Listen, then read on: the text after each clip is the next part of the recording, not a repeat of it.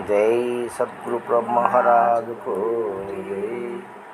శ్రీ అచల సిద్ధు రమణయ్య స్వాముల వారికి జై. ఈ ప్రపంచములో అనాది నుంచి మనకు ఈ ఆధ్యాత్మిక విద్య అనేది ఎందుకు, ఎలా వచ్చింది, అసలు ఆధ్యాత్మికత అంటే ఏంటి, దానివల్ల మనకు కలిగే ఉపయోగం ఏంటి, అది ఎన్ని విధాలుగా పరిణామం చెందింది, ఎన్ని వికృత రూపాలు దాల్చింది, ఈ ఆధ్యాత్మికత వికృత రూపాలు దాల్చింది, జనాలను పిచ్చి పట్టించింది. ఎన్నో రకాలుగా ఎంతోమంది ఈ భూమి మీద అవతరించి ఈ ఆధ్యాత్మికమైన మాయాజాలములో ప్రజలను ఇరికిచ్చి వాళ్ళతో ఆడుకుంటూ ఉండారు కొంతమంది గురువులు. అవునా కదా? అందుకని నేను ఆధ్యాత్మిక జిజ్ఞాసులకు అందరికీ ఒక విన్నపాన్ని విన్నవిస్తూ, నా యొక్క తెలివితేటలతో, నాకున్న జ్ఞానంతో నేను ఒక చాప్టరు అంటే ఒక చిన్న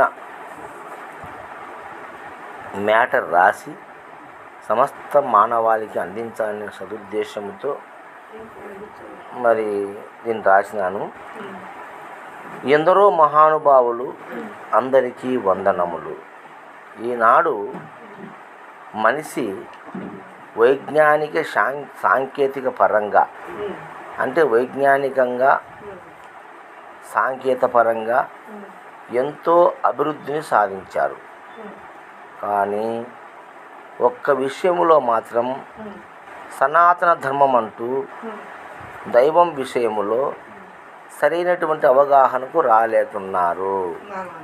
అంటే వైజ్ఞానికంగా సాంకేతికంగా మనము ఎంతో అభివృద్ధి పదంలో ఉన్నాం. కరెంటు కనుక్కున్నాం, సెల్ ఫోన్లు కనుక్కున్నాం, టీవీలు కనుక్కున్నాం, మరి రాకెట్లలో ఆకాశ గగన మార్గంలో ప్రయాణం చేస్తున్నాం. మరి ఎన్నో మానవాళికి ఉపయోగపడేటువంటి వస్తువులు అయితేనేమి, రవాణాకు సంబంధించిన వస్తువులు అయితేనేమి, ప్రయాణానికి సంబంధించిన వస్తువులు వాహనాలు అయితేనేమి, ఎన్నిటినో మనము కనుక్కొని చాలా ముందు ఉన్నాం సాంకేతిక పరంగా, విజ్ఞాన పరంగా. అది ఒక దేవుని విషయంలో మాత్రము పాత చింతకాయ పచ్చడని, ఆనాడు పెద్దలు రాసిన గ్రంథాలని పట్టుకొని దాంట్లోనే బోధిస్తూ అజ్ఞానులకు చెబుతూ అది ఇట్లా ఇది ఇట్లా అని, దైవం సామాన్యమైనది కానీ తెలుసుకోలేమని, దానికి సాధన చేయాలని, ఆసనం చేయాలని అనేక రకాలైనటువంటి సాధనలలో ముంచుతూ వీళ్ళందరినీ మరి దైవం అనేటువంటి ఒక మాయాజాలాన్ని సృష్టించి ఇబ్బంది పెడతా ఉన్నారు అని ఆ దైవం విషయంలో సరైన అవగాహనకు మన వాళ్ళు రాలేకున్నారు. అది ముమ్మాటికి నిజం. అందువల్లనే ఈనాడు ఎందరో అవకాశవాదులు మేము దైవాంశ సంభూతులమని తెలుపుతూ గురువుల రూపంలో అనేక పద్ధతుల ద్వారా పరిపరి విధముల సమస్యలను, ఇబ్బందులను, కష్టాలను, మరి అనేక జన్మల నుండి పట్టి పిలుస్తున్న కర్మలను మేము పరిష్కరిస్తామని, మమ్మల్ని ఆశ్రయిస్తే మీ సమస్యలు తీరి మీరు సుఖవంతమైన జీవితం గడుపుతారని నమ్మబలికి ఎందరో అమాయకులను, మరి వివేక శూన్యులైన విద్యావంతులను తమ మాయా మాటలతో దైవాన్ని అడ్డం పెట్టుకొని సమాజంలో దైవ ప్రతినిధులుగా చలామణి అవుతున్నారు ఎందరో. అవునా కదా? దీనికంతటికీ కారణం భారతీయులకు దేవుని పైన ఉన్న బలమైన నమ్మకం. ఏమిది కారణం అంటే, మన భారతదేశంలో ప్రతి మనిషికి దేవుడు అంటే ఒక నమ్మకం ఉంది, బలమైన నమ్మకం మాత్రమే. ఈ విధమైన వ్యాపారాలు కోట్లలో జరుగుతున్నాయి ఈనాటికి. ఇది చాలా బాధాకరమైన విషయం. మొన్న జరిగినటువంటి బౌలో బాబా పాదధూళి కోసం ఎగబడి 120 మంది మహిళలు చనిపోయినారు తొక్కిసలాటలో. బౌలో బాబాని ఆయన పాదధూళి కోసం 120 మంది మహిళలే తొక్కిసలాటలో చనిపోయినారు. ఇలాంటి ఎన్ని జరిగినా మనలో ఎలాంటి మార్పు రాలేదు. అంటే మనలో దేవుని పైన ఉన్న బలమైన నమ్మకం అలాంటిది. అంటే ఏదో జరుగుతుందని, ఏదో మనకు మేలు జరుగుతుందని, ఎన్నో కష్టాలు ఉంటాయి, బాధలు ఉంటాయి, సమస్యలు ఉంటాయి, ఇవన్నీ తొలగిపోతాయనేటువంటి ఒక గుడ్డి నమ్మకంతో మరి మానవుడు అనేక గురువులు చెప్పిన మాటలను నమ్ముతున్నారు, పరిగెడుతున్నారు.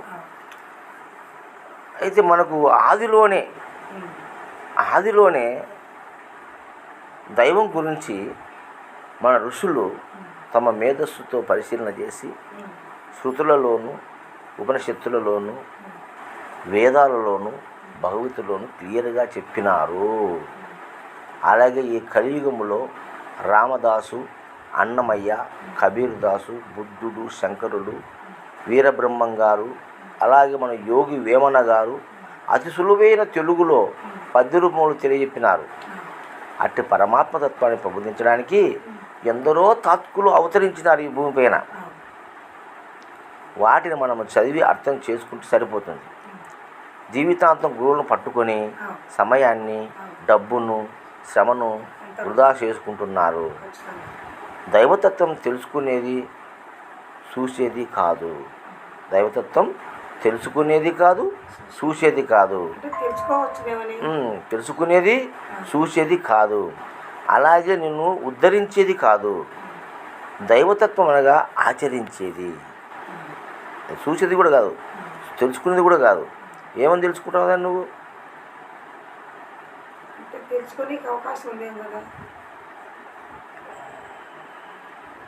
తెలుసుకునేకి అవకాశం ఉంటే తెలుసుకునేవాడు, తెలుసుకునేది రెండు ఉండాలి. నువ్వు తెలుసుకుంటున్నావంటే తెలుసుకునేవాడు ఎవరు ఇప్పుడు? మరి తెలుసుకునేవాడు, తెలుసుకునేది రెండు అవుతాయి కదా. మరి రెండు కాదు కదా. సర్వం కలుగుదాం బ్రహ్మస్వరూపమే కదా. మరి తెలుసుకునేది అంటే నువ్వు తెలుసుకునేవాడివని, తెలుసుకునేవాడే దేవుడని, అంటే మీరిద్దరు వేరుగా ఉన్నారని. వేరే కదా. తెలుసుకుంటున్నామంటే వేరుగుంటే తెలుసుకోవాలి నువ్వు, అవునా కదా. అందుకని చెప్తున్నప్పుడు అది తెలుసుకునేది కాదు, చూసేది కాదు, అలాగే నిన్ను ఉద్ధరించేది కాదు. దైవతత్వం అనగా ఆచరించేది, అనుసరించేది, అన్వయించుకునేది. అంటే నీకు అన్వయించుకో, నువ్వు ఆచరించు, నువ్వు అనుసరించు దైవతత్వాన్ని. అంటే ఆ దైవతత్వాన్ని అనుసరిస్తే నువ్వు దైవం, ఆచరిస్తే నువ్వు దైవం, అన్వయించుకుంటే నువ్వే దైవం. అన్వయించుకునేది సర్వజీవుల యందు కూడా సమానంగా ఉండేది. దేవుని ఉనికి కోసం ఎక్కడ వెతకాల్సిన పని లేదు. వెతికితే దొరికేది కాదు. అట్లని అది రహస్యమైనది కాదు, తెలియనిది కాదు, తెలుసుకోనిది కాదు. కొంచెం వివేకము, విజ్ఞత, విమర్శన జ్ఞానం ఉంటే తెలుసుకోవచ్చు. లేదు లేదా అట్టి తత్వాన్ని, లేదా ఆడికి చేత కాదు నీకు, అట్టి తత్వాన్ని తెలిసిన మనుషులు ఎద్దుకు పోయి తెలుసుకోవాలి. ఇక అటువంటి దాన్ని అంత క్లియర్గా మనకు మాటల రూపంలో విమర్శ చేసి చెప్పేవాళ్ళు ఉంటే నువ్వు ఆ దైవం నేనే అని అర్థమయ్యి దాన్ని అనుసరించడానికి అవకాశం ఉన్నది. కానీ అది నువ్వు తెలుసుకునే వస్తువు కాదు. అట్టి దైవాన్ని కొంతమంది గురువులమని చెప్పుకుంటూ దైవం మాకు మాత్రమే తెలుసు, ఇది గురు గుహ్యం, ఇది అతి రహస్యం, సంసారులైన ఈ మానవులు దర్శించడం బహు కష్టం, దీనికి ఎన్నో జన్మల పుణ్యఫలం ఉండాలి, ఇది అందరికీ తెలిసే అవకాశం లేదు. ఎవరైతే గురువును ఆశ్రయించి గురువుకు చతుర్విధ శుశ్రూషలు చేసి తన మనధనములను అర్పించి శరణాగతి అయితే గాని లభించదు అని పరమార్థాన్ని జటిలము చేసి అనేక భయభ్రాంతులు కల్పించి గురువు దగ్గర సచ్చిన పాములా పడి ఉంటే ఆ గురువుకు దయ వస్తే ఒక్క నిమిషంలో భగవంతుని దర్శింపజేస్తారని చెబుతూ ఆధ్యాత్మిక జిజ్ఞాస కలిగిన ఎవరైనా గురువు దగ్గరికి వెళితే వారికి అనేక సాధనా మార్గాలు చెప్పి ఈ మార్గంలో పరిపక్వత చెందేంత వరకు సాధన చేయాలని వారి జీవితాంతం ఆశ్రమం చుట్టూ తిప్పుకుంటూ పర్వదినాలకు ఆరాధనలకు, పూజలకు వారి నుండి అందిన కాడికి డబ్బులు వసూలు చేస్తూ గురువులుగా చెలామణి అవుతున్న వారు 3 పువ్వులు 6 కాయలు అన్నట్లుగా అష్టైశ్వర్య భోగభాగ్యాలు అనుభవిస్తూ కాలం గడుపుతున్నారు. ఇలా ఆధ్యాత్మిక కేంద్రాలు నిర్వహించేవారు ద్వైత, అద్వైత, విశిష్టాద్వైత, అచలము అనే ప్రధాన సిద్ధాంత సాంప్రదాయం అనే పరంపరను చెప్పుకుంటూ ఆ సిద్ధాంతకర్తలు ఏమైతే సిద్ధాంతపరిచినారో వాటిని బోధిస్తూ, ఇంకా వీలుంటే వీరు కూడా ఆ భావాన్ని అనుసరిస్తూ ఎన్నో గ్రంథాలను రచిస్తూ అందులో మేము ఉద్దండులమని చెప్పి ప్రశంసా పత్రాలను, బిరుదులను పొందుతూ గౌరవింపబడుతున్నారు. అయితే వారైతే ఈ సిద్ధాంతం చేసినారో ఆ సిద్ధాంతాన్ని అనుసరించి మరి ఆ భావాలకు సరిపోయే విధంగా వీళ్ళు కొత్తగా కొన్ని గ్రంథాలు రాస్తూ ఉన్నారు. అవునా కదా? రాస్తూ ఉండరు. రాసి మేము ఉద్దండులమని, మేము గొప్పలమని, మేము రచయితలమని, మేము కావ్యాలు రాస్తామని, మేము సాహిత్యపరులమని చెప్పుకొని మరి వాళ్ళ సంఘం ద్వారానే ఈయన ఒక ప్రశంసా పత్రాలు ఈయన బిరుదాంకితుడు అసలు ఋషి అని, అసలు శిరోరత్నమని అనేక రకాల పేర్లు పెట్టుకొని మరి బిరుదులు, ప్రశంసా పత్రాలు పొందుతూ గౌరవింపబడతా ఉన్నారు ఈ మనుషులు. మరి ఆధ్యాత్మికపరమైన గ్రంథాలన్నీ కూడా ఊహాజనితములైనవే. మీరు రాసినా, వాళ్ళు రాసినా, ఎవరు రాసినా అన్నీ ఊహానే, నీ మనసులో నుంచి వచ్చినటివే. మూల గ్రంథాలైన ఉపనిషత్తులు, భగవద్గీత, శృతులు, వేదాలు మినహాయిస్తే మిగతా సిద్ధాంత గ్రంథాలన్నీ కూడా వారి వారి బుద్ధికి తోచిన విధంగా ఊహించి రచించినవే.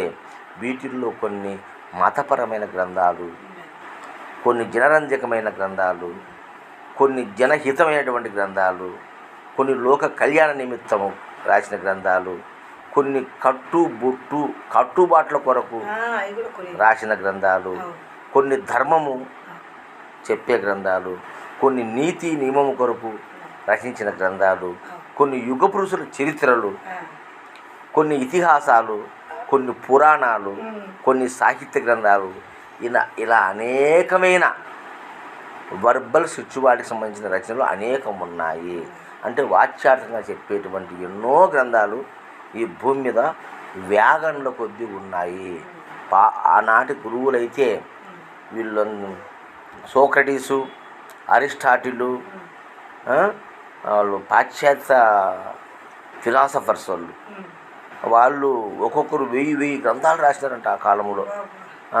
మన జిడ్డు కృష్ణమూర్తి, మన రాయలసీమ మదనపల్లె వాస్తవ్యుడు జిడ్డు కృష్ణమూర్తి అమోఘమైనటువంటి ఆధ్యాత్మికవేత్త, సాహితీవేత్త ఆయన. ఓషో గురువు గారు, ఈ రమణ తాత, వీళ్ళతో బ్రహ్మాండంగా రాసిన వారే. అయితే అనేకం ఉన్నాయి. వీటిని ప్రామాణికంగా తీసుకొని గురువులందరూ కోకొల్లుగా ఆశ్రమాన్ని నిర్మించి మా సిద్ధాంతం గొప్పది, మా పద్ధతి శ్రేష్టమైనది, మా బోధ సత్యమైనది, మా సాంప్రదాయం సనాతనమైనది అని చెబుతూ అనేక భ్రాంతులు భ్రమలు కల్పించి నిజాన్ని నిర్భయంగా స్వేచ్ఛగా తాము అంగీకరించకపోగా తనను ఆశ్రయించిన శిష్యులకు తప్పుడు సంకేతాలు తెలుపుతూ పరమార్థాన్ని జటిలం చేస్తున్నారు. ఈ పరమార్థాన్ని అంతా వాళ్ళు నెత్తిన బరువులాగా పెడతా ఉన్నారు. ఉన్నది ఉన్నట్లుగా ప్రత్యక్షంగా విజ్ఞానపరమైన సర్వజనులకు ఆమోద్యయోగ్యమైన పరమార్థతత్వాన్ని అందించేవాళ్ళు బహు అరుదుగా ఉన్నారు. మరి నిజం చెప్పే గురువులు చాలా తక్కువగా ఉన్నారు. కాబట్టి దయచేసి ఇప్పటికైనా గురువులమని చెప్పుకునేవారు, మేధావులు, డాక్టర్లు, ఇంజనీర్లు, విజ్ఞులు మొదలగు విజ్ఞానపరమైన సైంటిస్టులు అందరూ కూడా ఆలోచించండి. దేవుని విషయంలో సమగ్ర విశ్లేషణ చేసిన రమణ తాత, ఓషో, రజనీష్, జిడ్డు కృష్ణమూర్తి తాత మొదలగు ఎందరో ఆధునిక ఫిలాసఫర్స్ యొక్క స్టేట్మెంట్స్ చదవండి. వారు నిక్కచ్చిగా చెప్పినారు. నేను నా 40 సంవత్సరాల ఆధ్యాత్మిక ప్రయాణములు ఎన్నో ఆశ్రమాలు, ఎందరో గురువుల బోధనలు, అనేక విధములైన గ్రంథాలు చదివి మరియు అనేక సిద్ధాంతాలను అనుసరించి గ్రహించినది మరియు నా యొక్క స్వబుద్ధితో విశ్లేషణ గావించి నేను తెలుసుకున్న పరిపూర్ణ ఆధ్యాత్మిక బ్రహ్మజ్ఞానాన్ని ఆధ్యాత్మిక పరంగాను మరియు విజ్ఞాన పరంగాను మీ ముందు ఉంచడానికి ప్రయత్నం చేస్తాను. కాబట్టి నేను తెలుసుకునేది మీకు చెప్పడానికి నేను ప్రయత్నం చేస్తున్నాను. ఈ అనంతమైన విశ్వం యొక్క అవ్యక్తమైన, వ్యక్తము చేయలేని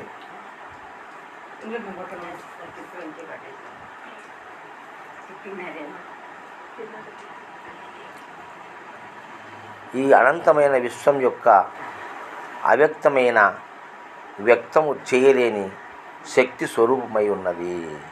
అంటే ఈ అనంతమైన విశ్వం, ఈ విశ్వమంతా కూడా అవ్యక్తమైన, అంటే వ్యక్తము చేయలేని శక్తి స్వరూపమై ఉన్నది.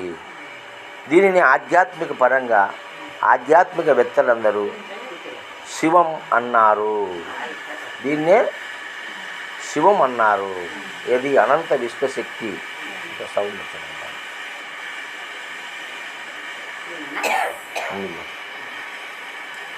ఆధ్యాత్మికవేత్తలందరూ దీనినే శివం అంటే విశ్వశక్తిని, ఈ విశ్వశక్తిని ఆధ్యాత్మికవేత్తలు అంటే శివం అన్నారు. వైజ్ఞానికవేత్తలు అంటే సైన్స్ పరంగా సైంటిస్టులు దీన్ని కాస్మిక్ ఎనర్జీ అన్నారు. మనము ఈ రెండింటి గురించి విశ్లేషణ చేసుకుందాము. కానీ ఈ రెండు గురించి మనము వివరంగా చెప్పుకుందాం. ముందు శివం అంటే ఏంది? ఈ శివం అనగా ఆధ్యాత్మికపరమైన శివం గురించి మాట్లాడుకుందాం. శివం అనిర్వచనీయం. అంటే ఆ శివాన్ని నువ్వు ఇలా ఉంటుంది అలా ఉంటుందని నిర్వచించలేవు, చెప్పడానికి సాధ్యం కాదు. అది కొంచెం ఆలోచించబడదు అనుకుంటా.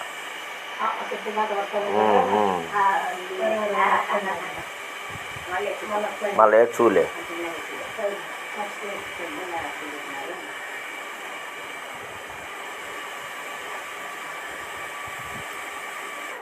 ముందు పెద్దలందరూ కూడా ఈ ఆధ్యాత్మిక గ్రంథాలు కానీ ఆధ్యాత్మికమైనటువంటి ఆలోచనలు కానీ చేసి వాళ్ళు ఏం చెప్పినారంటే అనంతమైన ఈ విశ్వస్వరూపం అంతా కూడా శివం అన్నారు. శివం అని ఆధ్యాత్మికవేత్తలు అన్నారు. సైంటిస్టులు ఏమన్నారంటే అది కాస్మిక్ ఎనర్జీ అన్నారు. కాస్మిక్ ఎనర్జీ అని వీళ్ళు దీన్ని పేరు పెట్టినారు. ఏది సైంటిస్టులు అంతా భౌతిక పరంగా. ఆధ్యాత్మిక పరంగా తత్వవేత్తలంతా కూడా, ఈ ఫిలాసఫర్స్ అంతా కూడా అది శివం అన్నారు. శివం అంటే నాశనము లేనిది, గొప్పది, అది శివం అన్నారు.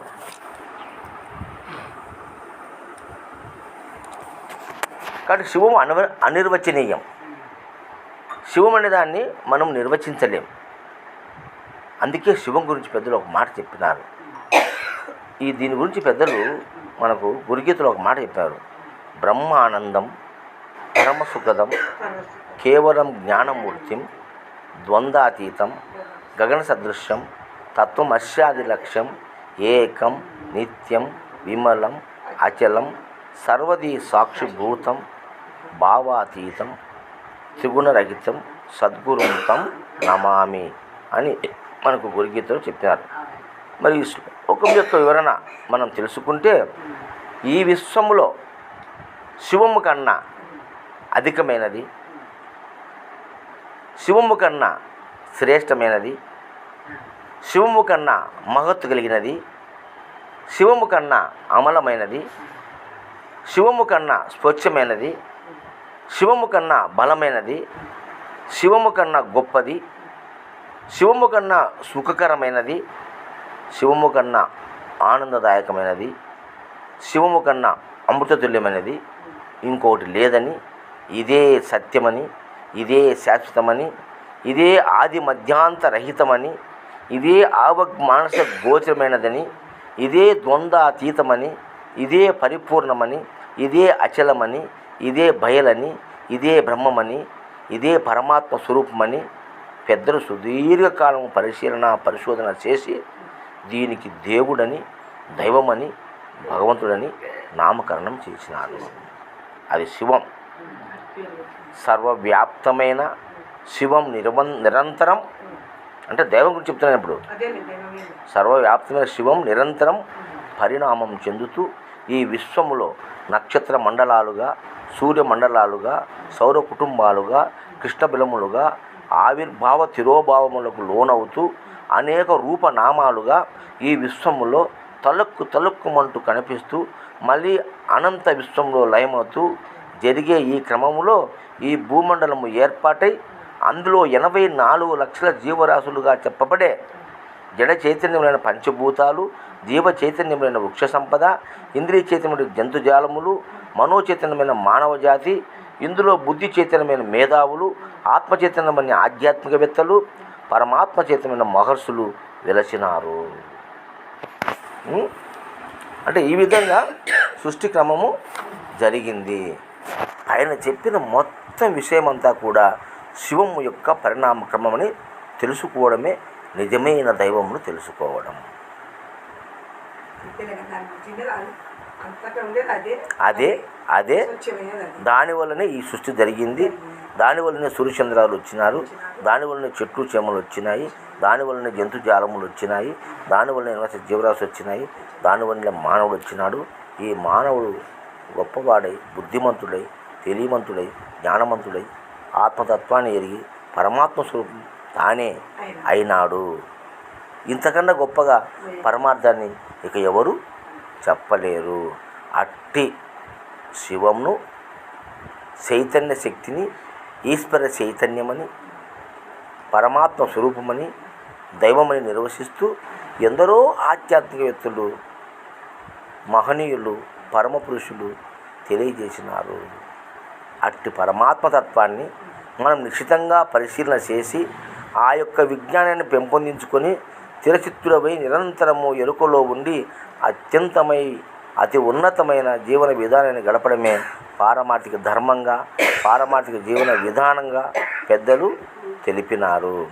అటువంటి నిజస్థితిని ఉన్నది ఉన్నట్లుగా తెలుసుకోలేక ఈనాటి మానవుడు గురువుల చుట్టూ, ఆశ్రమాల చుట్టూ తిరుగుతూ దీన్ని ఇంకా జటిలం చేసుకొని అనేక పద్ధతులను, అనేక మార్గాలను అవలంబించి నిరంతరము శాంతి లేకుండా జీవిస్తున్నారు.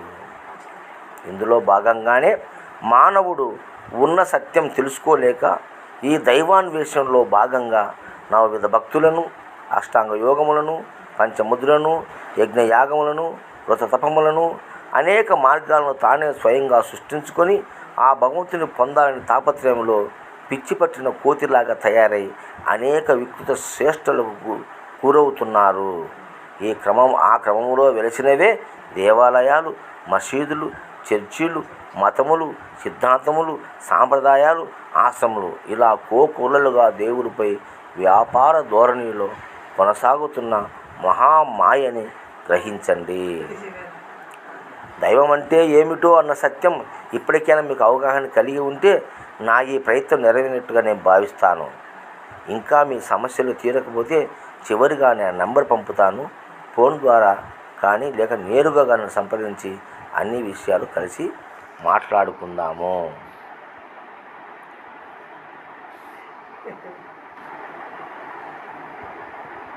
అది శివం గురించి చెప్పిన మాట.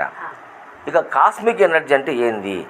ఈ కాస్మిక్ ఎనర్జీని మనం ఏమంటున్నాం అంటే సైంటిస్టులు, ఆధ్యాత్మికవేత్తలు చెప్పిన శివాన్ని ఈ సైంటిస్టు కాస్మిక్ ఎనర్జీ అన్నారు. దానికి వీళ్ళు పేరు అన్నారు.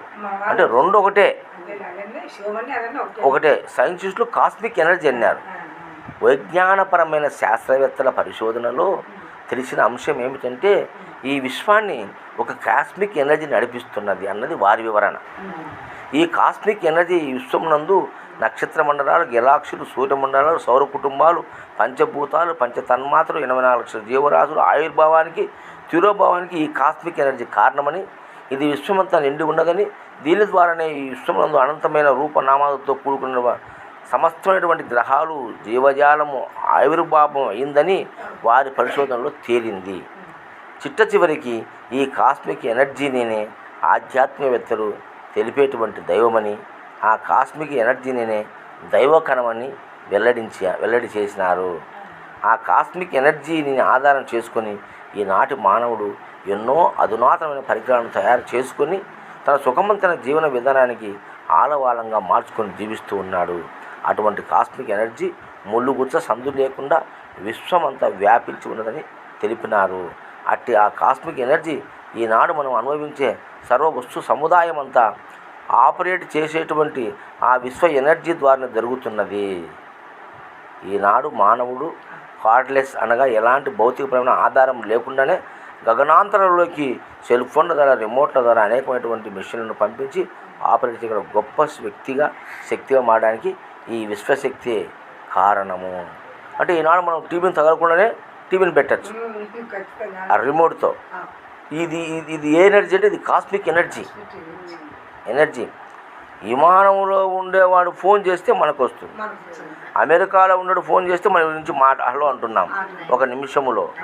ఇదంతా దేని వల్ల అంటే ఆ కాస్మిక్ ఎనర్జీ వల్ల. అదే దైవశక్తి, అదే దైవకణం అని వాళ్ళు తెలిపినారు. ఆ కాస్మిక్ ఎనర్జీ ఉపయుక్తమై ఉన్నది. అట్టి కాస్మిక్ ఎనర్జీ ఎన్నటికీ నాశనము లేనిదని, అది నిరంతర ప్రయాణమని, దీనికి అంతము లేదని తేల్చి చెప్పినారు. అట్టి ఆ దివ్యశక్తిమయమైన కాస్మిక్ ఎనర్జీని దైవకణమని నిర్ధారణ చేసినారు.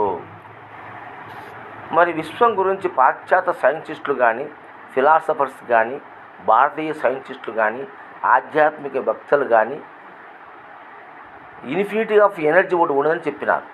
అంటే ఇన్ఫినిటీ అంటే అవ్యక్తం, చెప్పలేనటువంటి ఒక శక్తి ఈ విశ్వంలో ఉన్నదని చెప్పినారు.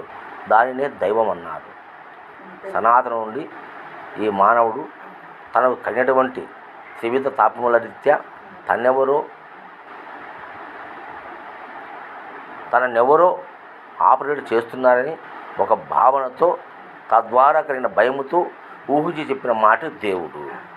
అంటే ఈ విధంగా కాస్మిక్ ఎనర్జీ ద్వారా ఇది జరుగుతూ ఉంటే, కానీ ఈ మానవుడు ఏమనుకున్నాడు, త్రివిధ తాపములు కలిగినప్పుడు ఏదో ఒక శక్తి నన్ను ఆపరేట్ చేస్తుందని అనిపిస్తుందని భ్రమతో భావించి ఆ భయముతో ఊహించి చెప్పిన మాటే దేవుడు. ఆనాటి నాగరికత అనుసరించి ఈ మానవుడు మొట్టమొదట జడభూతమైన పంచభూతాలను దేవుడుగా భావించి రాతికి, నదులకు, అగ్నికి, వాయువుకు దేవుడు అనే పేరు కల్పించి వాటిని పూజిస్తూ సేవిస్తూ వచ్చారు. తర్వాత కాలంలో వచ్చిన మనుషులు చెట్టు చేమలను, జీవులను దేవుడుగా భావించి పూజలు చేశారు. ఇంకా కొంతకాలానికి మహనీయులైన మనుషులను, యుగపురుషులను, ఆధిపత్య రాజులను దేవుళ్ళగా భావించి వారి జీవిత చరిత్రను అనేక ఊహాజనితమైనటువంటి కథల రూపంలో భావించి మానవ జీవన విధానానికి అతీతమైన ఎన్నో అద్భుతమైన మహత్తులను వారికి ఆపాదించి భారత, భాగవత, రామాయణాలు మరియు భారతము, అష్ట పురాణాలు మొదలు గ్రంథాలను రచించి మానవుణ్ణి దైవాంశ సంభూతినిగా భావించి అట్టి మానవులకే విగ్రహాలు ఏర్పాటు చేసి దేవాలయం నిర్మాణం చేసి ప్రత్యేకంగా పూజలు నియమించి పూజలు చేస్తూ కాలం గడిపారు.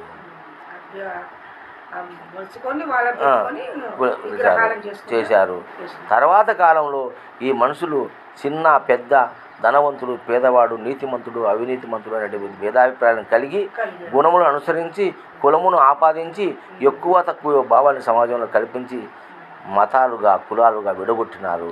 తద్వారా మతానికి ఒక దేవుడిని నియమించుకున్నారు. అలాగే కులానికి ఒక దేవుడు, మా ఇంటి విలువేర్పంటూ మరొక దేవుడు, ఇలా అనేక ప్రాంతాలలో ప్రాంతానికి ఒక భగవంతుడు, వారి వారి ఇష్టాసారము దేవుని పేరు మీద అనేక దేవాలయాలు, మసీదులు, చర్చిలు మొదలగు ఎన్నో దైవాన్ని ప్రేరేపించే కట్టడాలు ఎన్నిటినో నిర్మించారు. నిర్మించాడు. ఈనాడు ఈ కలియుగంలో ఆనాడు ఋషులు, గురువులు, తత్వవేత్తలు ఎన్నో మార్గాలను అనుసరించి ఎందరో గురువులు పుట్టుకొచ్చి అనేక సిద్ధాంతాలను, అనేక సాంప్రదాయాలను స్థాపించి దైవాన్ని చేరే దగ్గరి దారి మేము చూపిస్తామంటూ పోకరులుగా అందుబాటులోకి వచ్చారు. ఈనాటి కాల పరిస్థితి ఎలా ఉందంటే మానవుడు మానవీయ విలువలను పూర్తిగా మర్చిపోయి జీవితాన్ని అతి ప్రమాదకరమైనటువంటి మార్గంలో సాగిస్తూ ప్రతిదీ డబ్బుతో ముడిపెట్టి జననమైన, మరణమైన, విద్యాభ్యాసమైన, ఉద్యోగమైన, వివాహమైన, బ్రతుకైన, సావైనా, జీవించాలన్నా కేవలం డబ్బే ప్రధానమని భావించి, అంటే పుట్టాలన్నా డబ్బు ఉండాలా, డబ్బు ఉండాలి భావించి ప్రతిదీ లెక్క వేసి మరీ అడుగు ముందుకు వేస్తున్న పరిస్థితి వచ్చింది. తద్వారా మనిషికి మనశ్శాంతి కరువై శాంతి కోసం ఆశ్రమాల గురువులను వెతుక్కుంటూ అనేక పద్ధతులను అవలంబిస్తూ అందున ఆ శాంతి కుదరిక మానసిక ఒత్తిడికి గురై సతమతమవుతున్నాడు. ఈ పరిస్థితిని గమనించిన కొందరు మేధావులు వీరి అవసరాన్ని క్యాచ్ చేసుకునే విధానంలో అనేక ప్రలోభాలకు గురి చేసి సగటు మానవుని జీవితంతో ఆడుకుంటున్నారు. స్వతసిద్ధంగా లభించే శాంతి, సంతోషం, ఆనందం, సుఖం, నిశ్చలస్థితి ఇవన్నీ కూడా మానవుడు ఆశ్రమాలలో డబ్బు పెట్టుకొని కొనుక్కోవచ్చు అనే భావనకు వచ్చాడు. ఈ భావన పోయేంత వరకు ఈ మనిషికి సుఖము దొరకదు. మీరందరూ దేన్నైతే దేవుడని భావించి సాధించాలని వెతుకుతున్నారో అట్టి దైవం అసలే లేదు. ఏది మీరు వెతికే దేవుడు లేడు, ఉన్నది కేవలం అట్ట కాదు. మీరందరూ వెతికే దేవుడు లేడు, ఉన్నది కేవలం నీవే. నీకు తగులుకున్న వాటిని వేరు చేస్తే మిగిలేది నీవే. ఆ నీవే కాస్మిక్ ఎనర్జీ, ఆ నీవే శివం. నీవే. ఏది నీకు తగులుకున్నట్టు తీసేచ్చే, నీకు తగులుకున్నట్టన్నీ తీసేస్తే మిగిలేది నువ్వు. ఆ నీవే కాస్మిక్ ఎనర్జీ అన్నా శివం అన్నా అదే. అంటే ఈ సత్యాన్ని తెలుసుకోండి అంటూ నాకు వ్యాసం మొదలుపెట్టినా. ఇంతవరకు రాసిన ఇంకా కొంచెం రాయాలని ఉంది. పూర్తి కాలే, ఆడికి ఫుల్ స్టాప్ పెట్టినా. తర్వాత కూడా దీని గురించి ఇంకా అనంతంగా రాసి ఒక చిన్న పుస్తకం,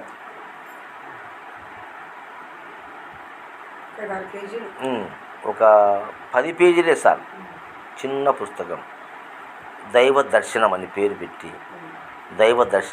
పెట్టి ఒక చిన్న పుస్తకాన్ని ప్రింట్ చేసి పంచుదాం అందరికీ.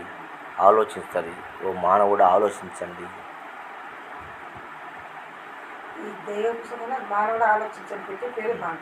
అది కూడా పెడదాం. ఓ మానవులారా ఆలోచించండి, అతి సులభం దైవ దర్శనం. ఓ మానవులారా ఆలోచించండి, అతి సులభం దైవ దర్శనం అనేటువంటి కాన్సెప్ట్ పెట్టి మనం దీన్ని ముద్రణ చేయాలనేటువంటి సంకల్పంతో